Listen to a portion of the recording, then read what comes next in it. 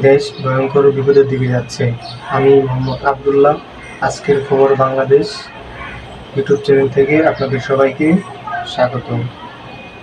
তো যেটা বললাম, দেশ ভয়ঙ্কর বিপদের দিকে যাচ্ছে, এইরকম একটা রিপোর্ট আমি আজকে আমার হাতে আসছে। তো এটা নিয়ে আমি আপনাদের সামনে একটা রিভিউ দিব আপনাদেরকে নিয়ে। তো চলুন শুরু করি। We have a plan. We have a plan.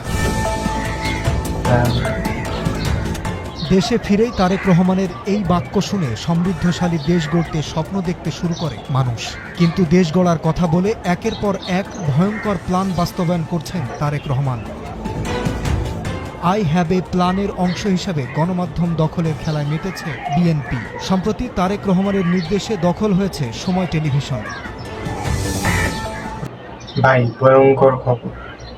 চিন্তা করা যায়, এইভাবে যদি বিএনপি একটা সংবাদ মাধ্যম দখল করলো, জামাত একটা দখল করলো, জাতীয় পার্টি একটা দখল করলো, এইভাবে যদি সবাই দখল করে, তাহলে আসলে লাস্ট পর্যায়ে মিডিয়ার যে স্বাধীনতা, এটা কোথায় থাকবে? চলুন সামনে দিয়ে কি হয়। পরে জুবায়ের বাবু বসেছেন সময় টিভির সিইও পদে। বিএনপির ভাইস চেয়ারম্যান বরকত উল্লাহ বুলুর ছেলে ওমর শরীফ সানিয়াকে বানানো হয়েছে সময় টিভির উপদেষ্টা। এছাড়া বার্তা বিভাগের নিয়ন্ত্রণ নিতে বিএনপির অ্যাক্টিভিস্ট সাংবাদিক মুস্তফা খন্দকারকে বানানো হয়েছে হেড অব নিউজ। এই মুস্তফা খন্দকারের নামে ঢাকা বিশ্ববিদ্যালয়ের শিক্ষক শেহরিন আমিন মোনামিকে কটূক্তির দায়ে মামলা রয়েছে। তার মানে আপনারা মনে করেন যে জনতার মেয়র ইস্টার ভাইয়ের অনেক পাওয়ার দেখতে পারতেছি। ইস্টার ভাই অনেক ভালো ভালো কাজ করতেছেন। যদি এটি সত্য হয়ে থাকে, দেখি সামনে আর কি আসে। এক কথায় পুরো সময় টিভিতে চর দখলের মতো চলছে চেয়ার দখলের প্রতিযোগিতা। বিএনপি সময় টিভির নিয়ন্ত্রণ নিয়েই আওয়ামী লীগ পুনর্বাসনের কাজ শুরু করেছে। সময় টিভির সাবেক এমডি আহমেদ জুবায়ের, যিনি সাবেক আইনমন্ত্রী অ্যাডভোকেট কামরুল ইসলামের ভাগিনা। 5 আগস্টের আগে আহমেদ জুবায়ের স্বৈরাচার শেখ হাসিনার সমস্ত এজেন্ডা বাস্তবায়ন করেছে। 5 আগস্টের পরে আহমেদ জোবায়েরের নামে রাজধানীর বিভিন্ন থানায় 3টি গণহত্যা মামলা হলে সময় টিভি থেকে পালিয়ে আত্মগোপনে চলে যান তিনি। দীর্ঘদিন পর আহমেদ জোবায়েরকে আইনি সহায়তা দেন বিএনপি নেতা সুপ্রিম কোর্ট আইনজীবী কায়সার কামাল। কায়সার কামালদের সহযোগিতায় আবারও আহমেদ জোবায়ের সময় টিভিতে ফিরে আসে। মোটা টাকার বিনিময়ে বিএনপির নেতারা আহমেদ জোবায়েরকে সময় টিভিতে পুনর্বাসন করে। আহমেদ জোবায়ের এখন সময় টিভির স্বঘোষিত এমডি। গণহত্যার আসামি জোবায়ের বিএনপি নেতাদের সহযোগিতায় পৌঁছে যায় তারেক রহমানের কাছে।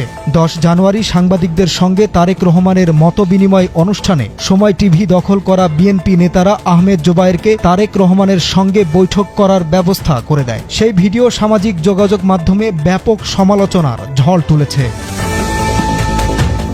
হাসিনা আমলে আহমেদ জোবায়েরের সকল অপকর্মের সাক্ষী খান মোহাম্মদ রুমেল তখন সময় টিভির চিফ রিপোর্টার। রুমেল মূলত সিআরআই এর বেতনভুক্ত।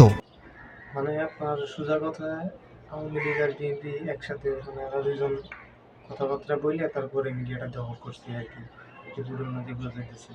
তারপরে আরেকটা ব্যাড রিপোর্ট হচ্ছে আপনার এই বিএনপিদের যে আইনজীবীগুলা, এদের আসলে কাজকাম আমার ইদানিং ভালো ঠেকতেছে না। কারণ এই ধরেন হাদি ভাইয়ের যে বিষয়টা, হাদি ভাইকে যে খুন করলো আর কি, ওই লোকটাকে অ্যাকচুয়ালি থানাতেই ছিল। তো ওকে কিন্তু আপনার বিএনপি আইনজীবীরাই বের করছে। আর তারপরে বের হওয়ার পরে কী করছে তা তো আপনারা জানেন। তো বিএনপির উকিল দিন আসলে কী করতেছে না করতেছে, এগুলা সামনের দিকে নির্বাচনে করবে আমার মনে হয় ব্যক্তিগতভাবে। করছে এই গণমাধ্যম ব্যবহার করে আওয়ামী লীগের মতো বিএনপিও ফ্যাসিস্ট হয়ে উঠবে। বন্ধ হবে মুক্ত সাংবাদিকতা।